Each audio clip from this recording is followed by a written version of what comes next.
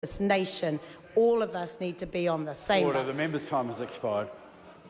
Chris Hipkins. Mr Speaker, a week is a very long time in politics, and the next 50+ days are going to be an even longer time for the members opposite in the National Party. And I've got a useful piece of history for them that was pointed out to me this morning. Bob Hawke became the leader of the Australian Labor Party 1 month ahead of a general election that he won by a landslide. If he can do that in 1 month, we have the luxury of having 7.5 weeks to do that, and we are going to make the most of every single day that we can do that. Because Bob Hawke, a lot like my good friend and colleague Jacinda Ardern, was in touch with the mood of the nation, in touch with the people that he sought to govern. He didn't desperately try and pretend he was relevant by putting spaghetti on pizza, trying to be a person of the people, or entering the fight for life to prove that he was tough, or doing that bizarre America's Cup video where he kind of looked like he was having some kind of seizure.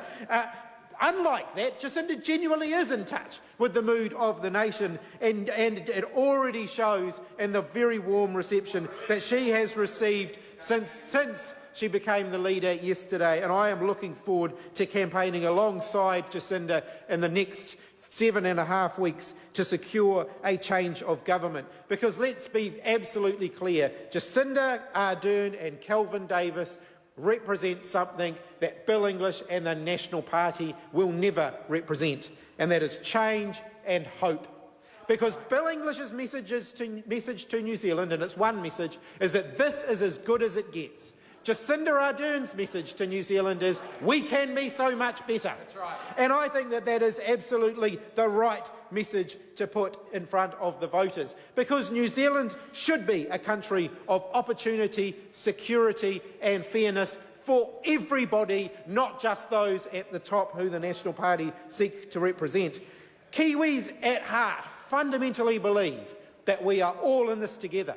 The National Party has spent the last 9 years trying to convince them that it's everyone for themselves. And at this election, they will have that choice. They can have the extra $20 or $30 a week in tax cuts while housing continues to become unaffordable for more and more New Zealanders, while rental accommodation becomes available to fewer and fewer New Zealanders who need it, while our education system continues to be run down because of lack of investment, while people are being denied the health care they need because National has starved the health system of the funding it needs, while climate change continues to be overlooked by this national government. Or they can choose a future where we tackle those things together as a country, and that is the promise of the incoming Labor government. That is the promise that Labor will be taking to this year's general election, and I think that is what New Zealanders have been crying out for, and that is what they will hear from us.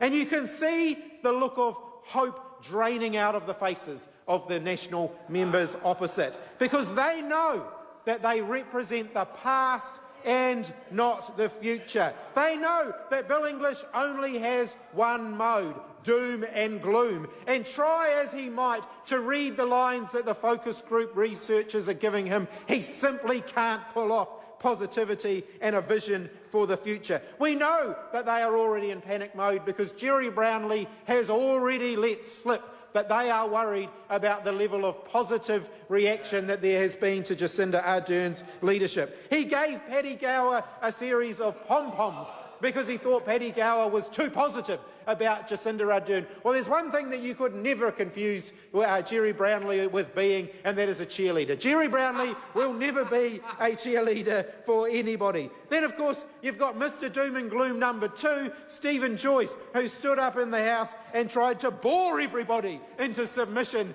with his contribution. The best that he could offer, or the best that Amy Adams could then offer, was the strong and stable leadership line that worked so well for Theresa May in the United Kingdom. And of course, we've yet to hear from Maggie Barry, Parliament's own cross between Hyacinth Bouquet and Patsy from Absolutely Fabulous. I'm sure that she's got a contribution to make in this debate, which will be equally full of hollow cliches, hollow rhetoric with no real hope for the future, and of course a good lashing of nastiness as only Maggie Barry can deliver. Over here we're feeling positive, and optimistic and upbeat about the future, and we are looking forward to the next 50 days on the campaign trail. Jonathan Young. Thank you very much, sir, for the opportunity to speak. And can